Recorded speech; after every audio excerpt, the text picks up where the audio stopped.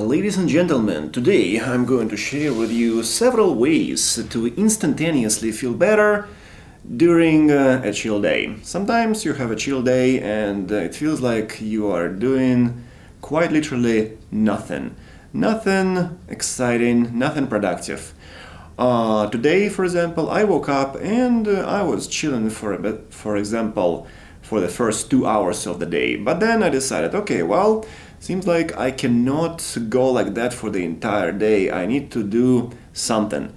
I have had enough of the lazy morning time, so now let's switch to something more fruitful.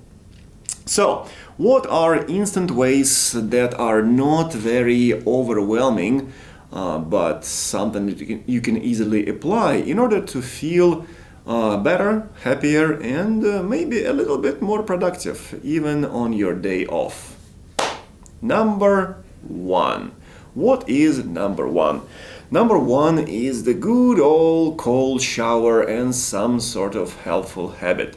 So the healthful habit example can be cold shower, cleaning your room, because most likely there is going to be some area in the house which will need cleaning. In my case, it was the sink in the kitchen, so I decided to do some dishes.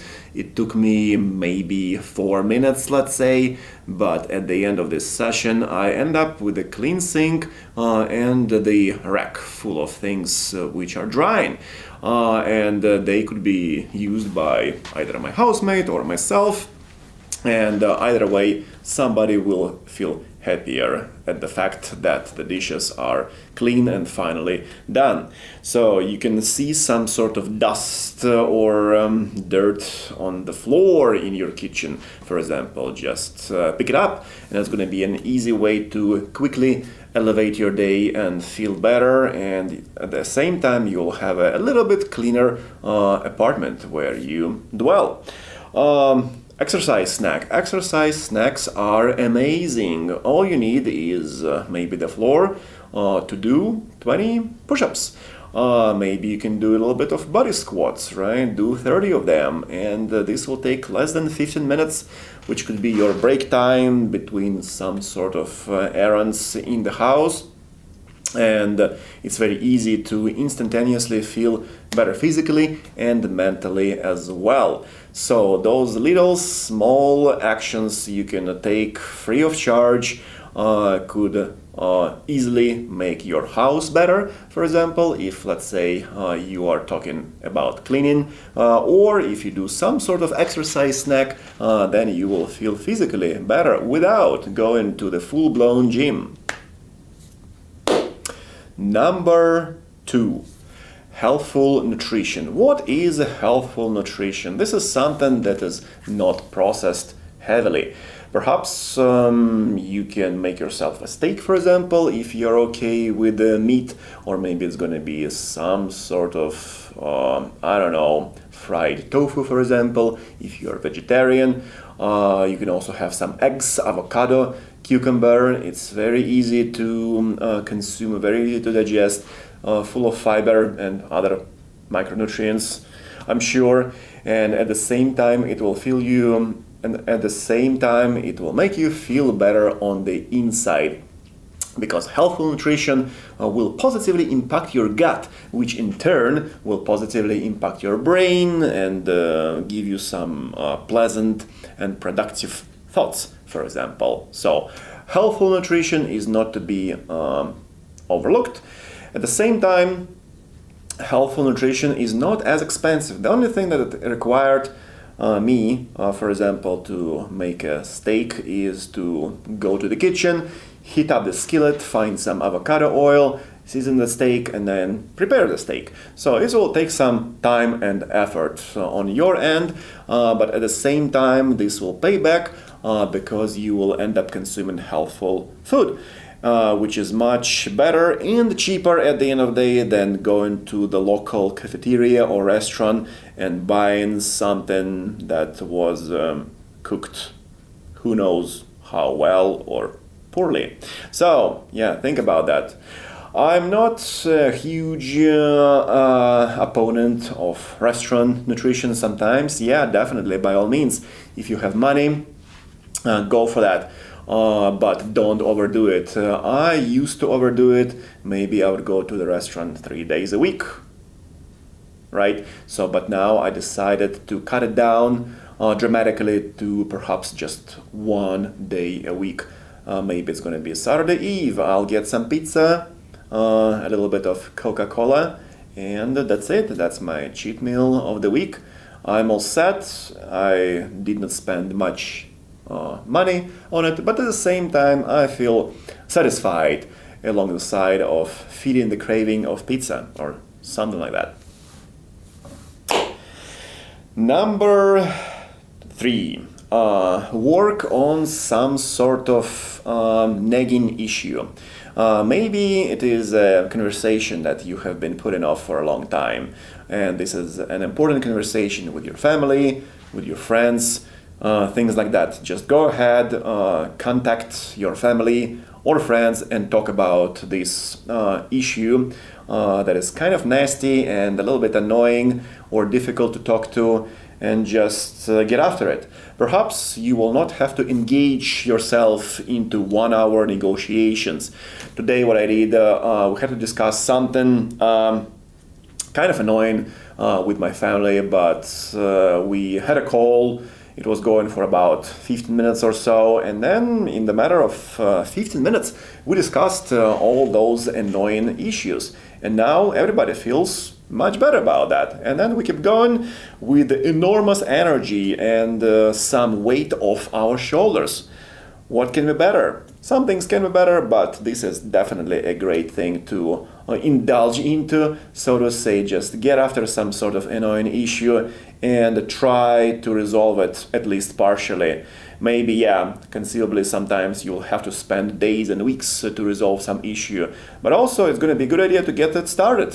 Maybe it's going to be just about 15 minutes, half an hour, 1 hour conversation on the phone with your family members or with some friends, and all of a sudden you already feel better. Or maybe, who knows, depending on the issue, maybe you will resolve it in just a matter of several minutes, and then you have been dreading that for, let's say, weeks. So, yeah, something to think about. Resolve those nagging situations.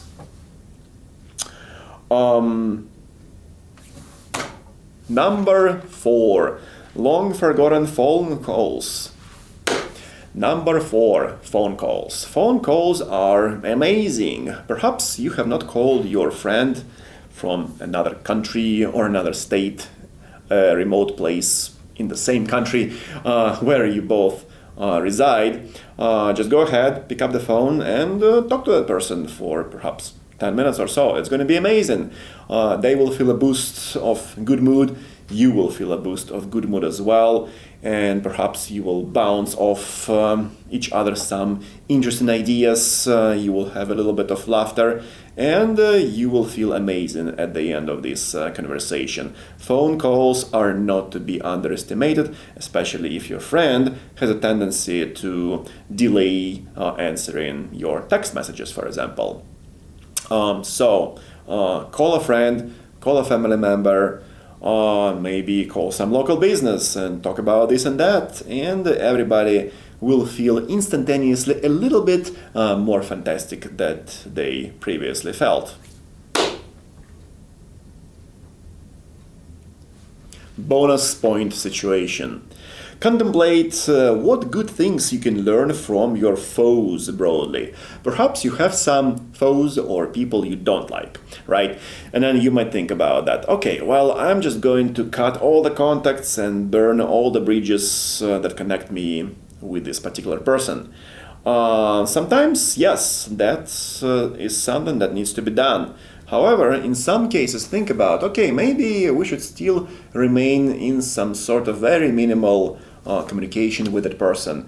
And what you can do is ask yourself, can I learn something from that person? Maybe I'm missing something in their character and their actions. And actually, yeah, so they are nasty, annoying individuals, but at the same time, can I learn something from their approaches to life that will benefit me? So sometimes people can be more multifaceted than we think, and we can find out some sort of interesting traits, some sort of interesting approaches that we never thought of, but we can get them from other people, even though if we don't like them. So I used to be in a rush to burn some bridges, but at the same time I did not feel good on the inside. And I thought, okay, well, maybe I shouldn't do that. And then that person reaches out to me all of a sudden. They're like, hey, what's going on? Why did you unfriend me on Facebook or something like that, right? And you will feel kind of a little bit awkward.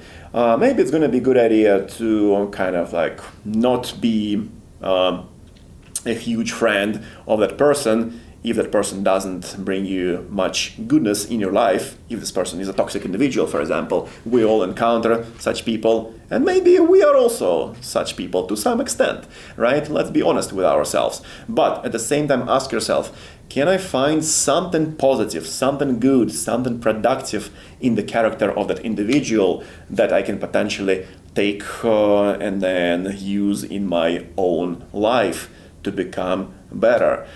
More often than not, there are traits in those nasty people that are actually productive and useful. So try to dig in a little bit and see what you can find out. Maybe there are going to be some hidden gems that you were trying to overlook whilst being too hateful to that particular nasty individual. Either way, we are supporting you and we are wishing you the best in your exploration.